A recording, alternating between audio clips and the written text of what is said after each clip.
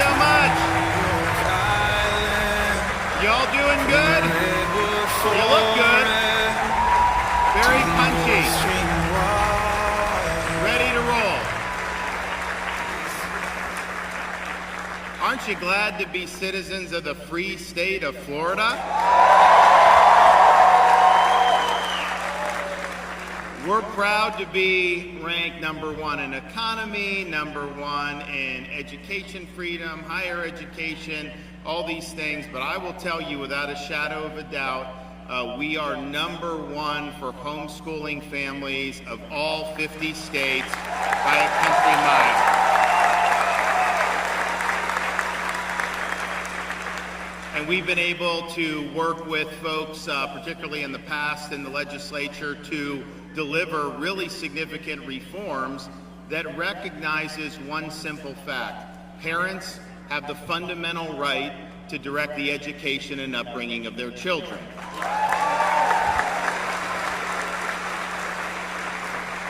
And that's something that is a principle that applies to a whole host of different issues that we see. For example, it applies to our enactment of universal school choice. The idea is parents have a right to direct the education. As a society, we believe in education and want to provide that for people, but ultimately it's not about bureaucracies that are existing or that were created years ago. It's not about the system, it's about the students, and that money should follow the students. And so if you want to go to your local school in the school district, that's what I did. Going to Dunedin High School, great. If you want to go to a different school in your school district, in Florida, most of these districts are now offering those choice. If you want to go to a charter school, you don't have a better state in the country for that. You have all these great options for charter schools. And if you want to take a scholarship and go to a private school, you should be able to do that regardless of your income. But if you choose to homeschool, we also recognize, you're paying the same taxes that everybody else is paying, and you ought to have that money follow your student, even as a homeschool family.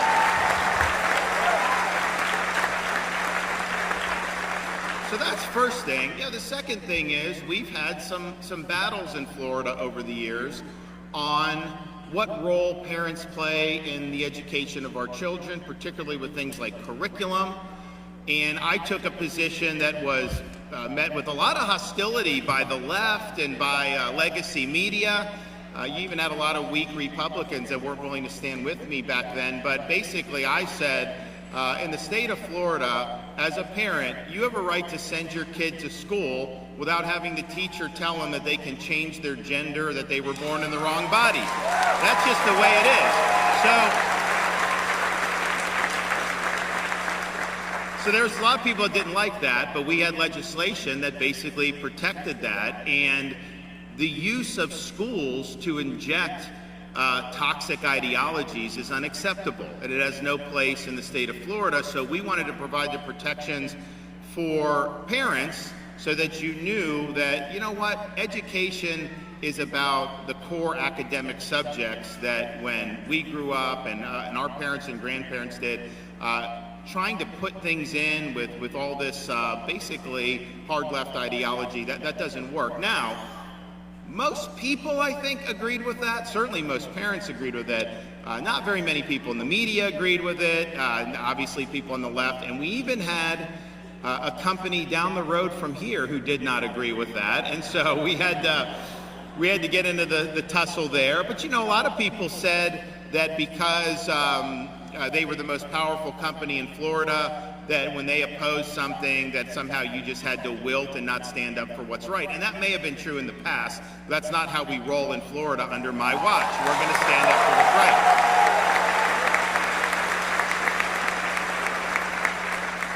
So we did that. We had some battles, and we ended up successfully navigating that issue. But it also was an issue years ago. They're talking now in the Congress about, we must save women's sports. We did that like 5 years ago in Florida, where we said that girls have a right to compete against other girls. I'd have some guy come in and win the championship. How is that fair? And I've got two daughters and a son, and I want them all to have opportunities. And you think about it, these swimmers were training their whole lives to be able to compete in high school and college. And then you got somebody that was on the men's swim team the year before, 2 years before, all of a sudden competing in the women's swim, and then wins the championship.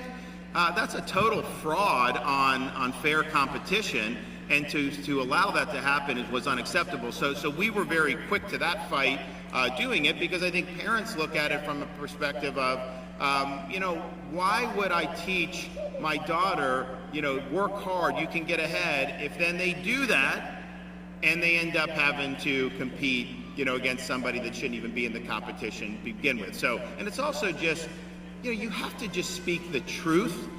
And you can't just say, I can go from the men's to the women's team, and I was a man before, now I'm a... That's just not true. And we've got to be honest about what's true and what's not true.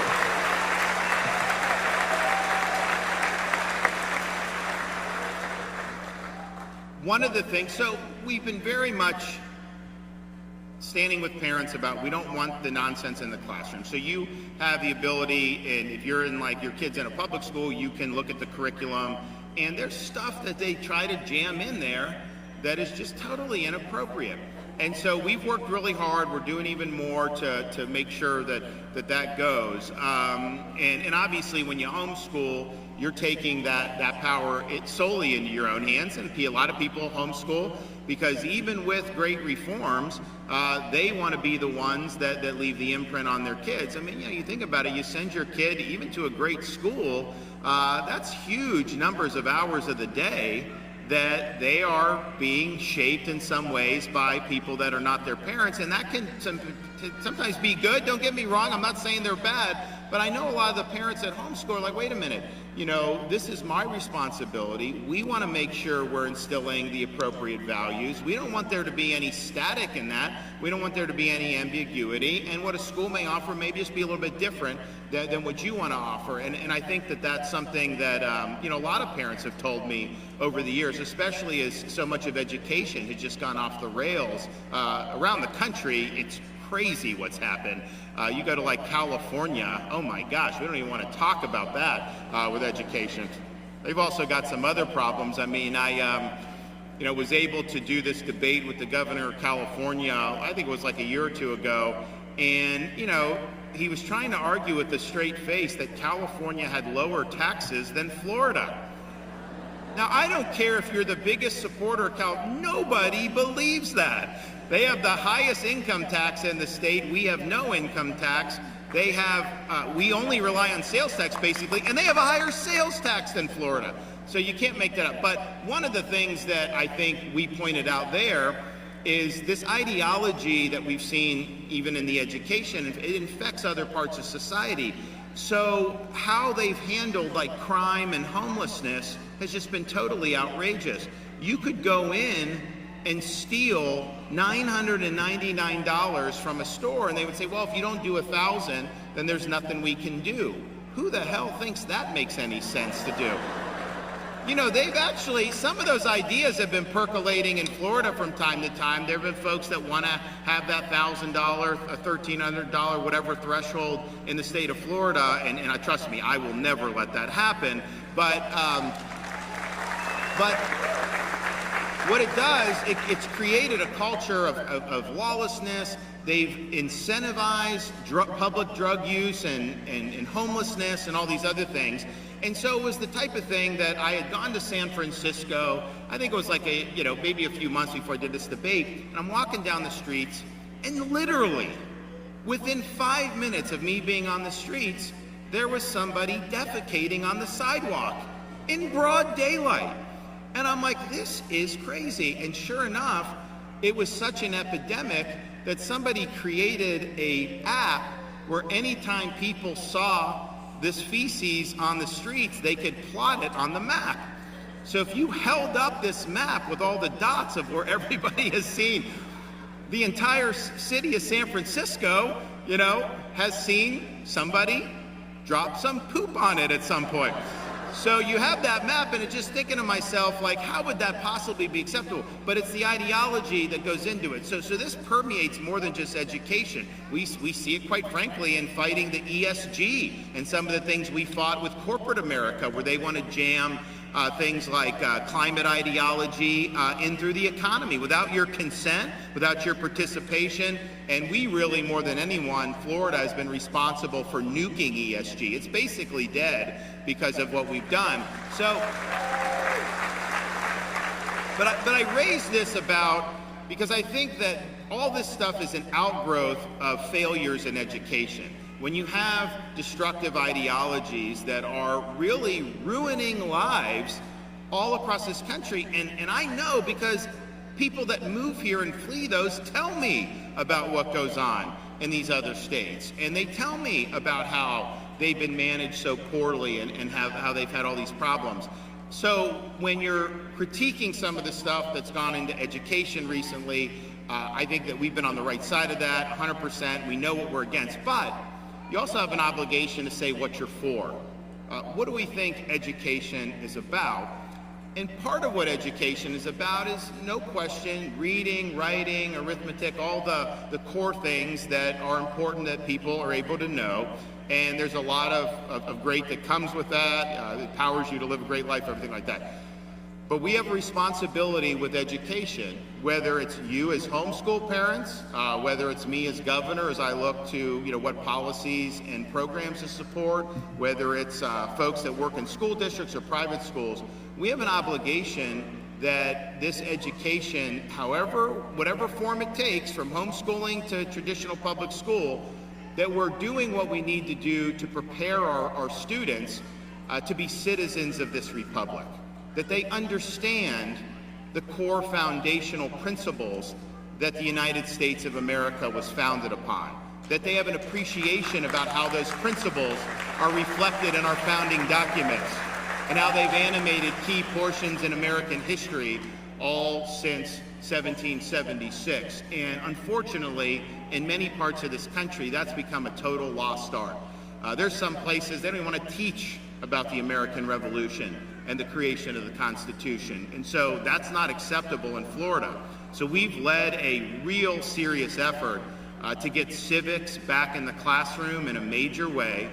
We launched the Civics and Debate Initiative. It's now the #1 in America. We host the national championships.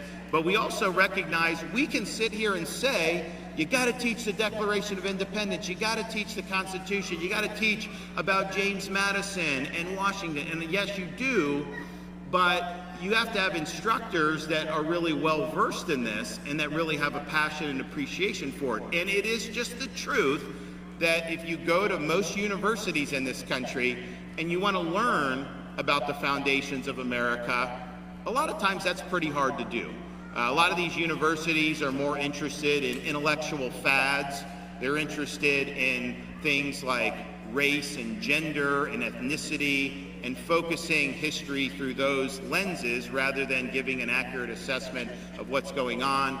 Many of these people think that the Founding Fathers should just simply be ignored because, why do they want to study folks like that who were, relatively wealthy and white? And that's the mindset that permeates academia.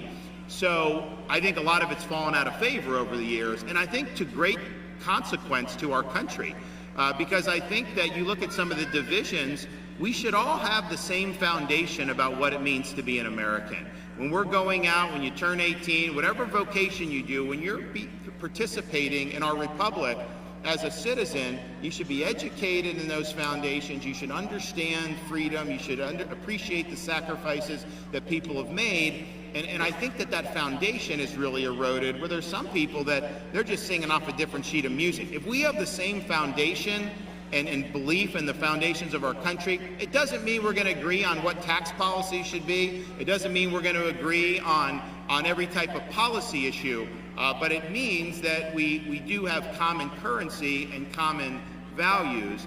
And I think that's probably true for any country. You would need that, but for us, it's definitely true. Partially because, we're a nation that was founded on a belief which people did not recognize before 1776, that our rights do not come from the government, they're not bestowed on us by a king, but they come directly from God, and that we are endowed by our Creator with these inalienable rights. And that turned the whole concept of government at the time on its head, because at the time it was thought that your rights or privileges were bestowed upon you by the sovereign, usually a king. There was a belief that there was a, quote, divine right of kings, and that God was endowing the kings with the power to be able to regulate society. And at that time, there were people that enjoyed freedom, not everyone, there were some, but the freedom was the courtesy of the state. It was not yours as a matter of inalienable right. And so what a king could giveth, a king could taketh. And our founding fathers rejected that. They said that is not the way it goes. These are not government's rights to give. These are God has already spoken on those rights. The role of government is to protect the rights that we already possess as free people. And so you enacted that, you sign a Declaration of Independence, you fight a war, you have an Articles of Confederation that didn't really work the way the founders wanted. And so they met in Philadelphia in 1787 to design a new constitution. And the odds were against them. One of the things they did, these were very smart guys. I mean, the reason why I want people to study these people is because we were fortunate to have a very, very strong, very virtuous leadership class at the time. Could you imagine if they had to do a constitution now and you had people like Pelosi that had to be involved in it? I mean, it would crash, right? So the delegates, when you had people like James Madison show up in Philadelphia in 1777, they studied the history of every republic in the history of mankind. And the one thing, and there were different permutations going back to ancient Rome and Greece, all these things. They noticed that all those republics, if you studied them in depth, there was really only one thing that they all had in common, and it was this: every one of them had failed. And so they understood it fell to the United States of America to determine once and for all, can you really have a society based on the consent of the governed? Can we really have a society in which we, the people, ultimately control our own destiny based on the rule of law, not the rule of the whims of individual men? Could you actually do that? Could that succeed? Or was mankind forever destined to live under various forms of despotism? And they really believed, and I think they're right, that the American experiment was going to answer that question. Because if it couldn't succeed in America, there was really no hope for mankind. And so when we say the United States is the last best hope on earth, that's what we mean.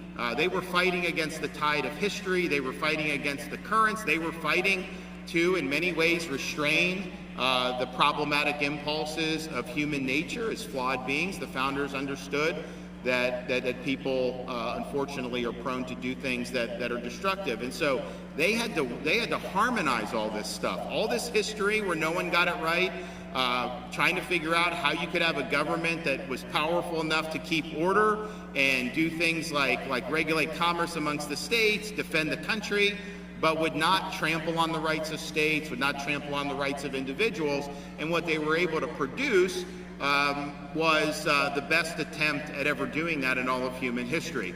I think it's important that our students understand what went into that. This wasn't just something that they drew on the back of a napkin somewhere at some bar. I mean, this was something that centuries went into this. And if people study this, I'm convinced, having done it myself when I was younger, and I asked, why does the left not want people to study this as much?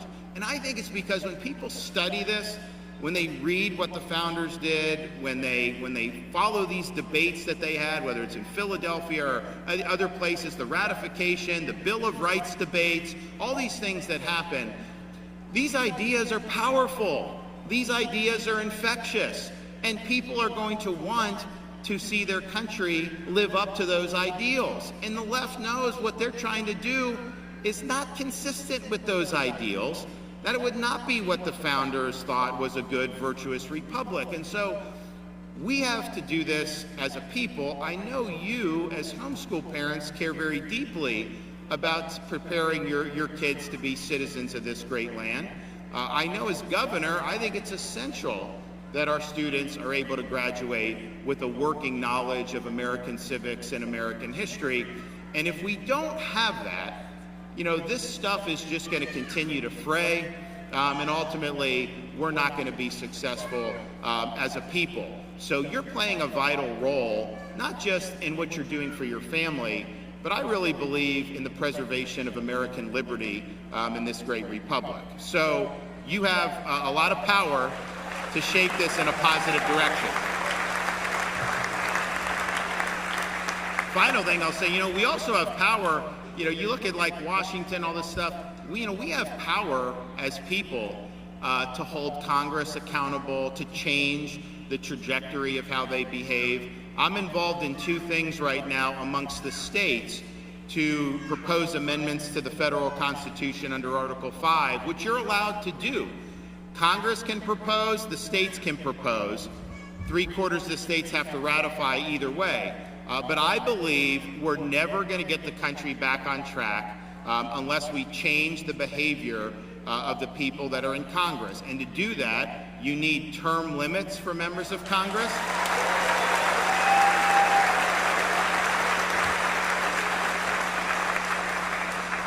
And you need a balanced budget requirement for the federal Constitution. And don't tell me it can't be done.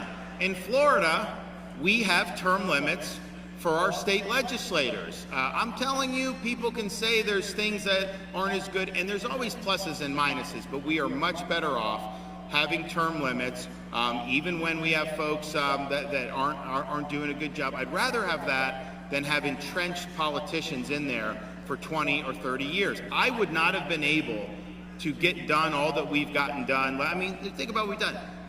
We banned sanctuary cities. We're requiring state and locals to help the feds with immigration enforcement, the deportations. We did the anti-woke, we banned DEI, first state in the country to do it. On and on it goes. You look at all the stuff we've done.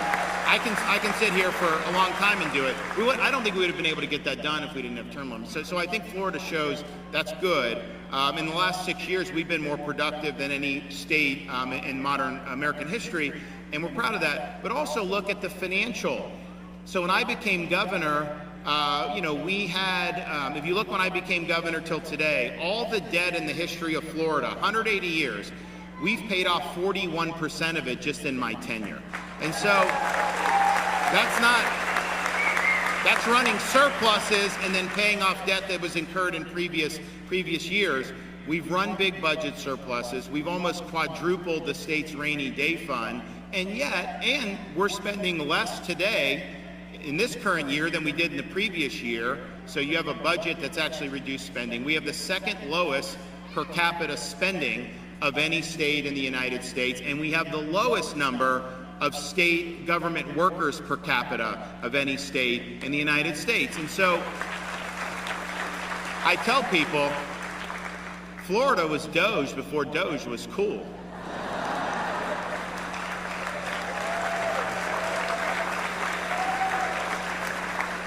I just wish the Congress would listen to Elon and actually implement those Doge reductions. That's what we need. So we've done all that, and yet, over that period of time, we've done billions and billions of dollars of tax relief for Floridians, and that's spanned a bunch of stuff.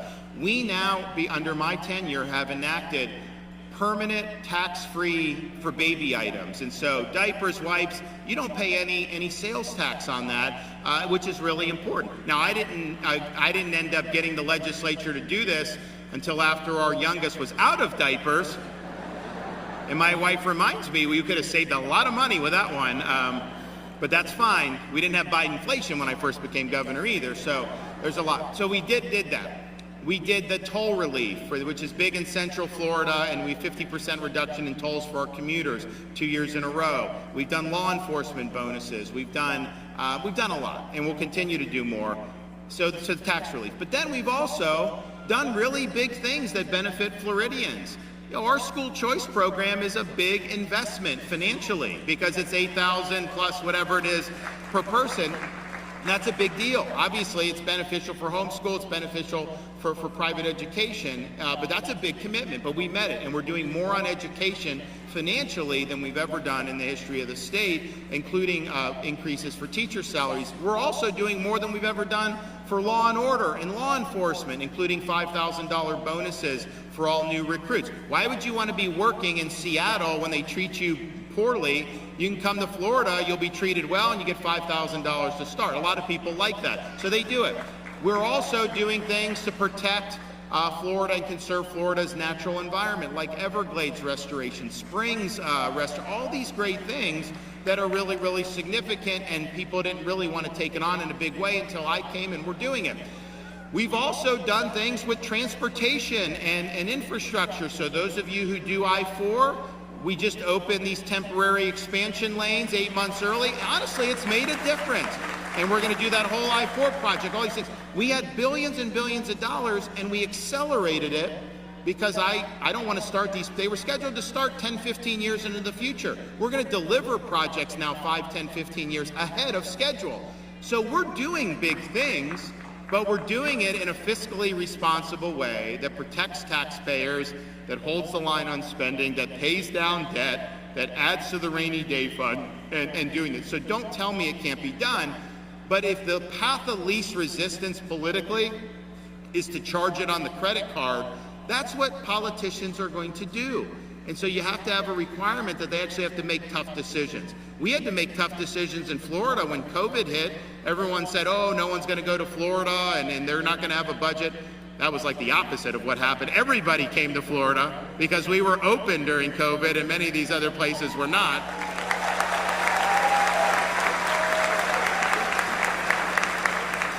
So it can be done, and I've been working with other states. Florida's already certified both of these.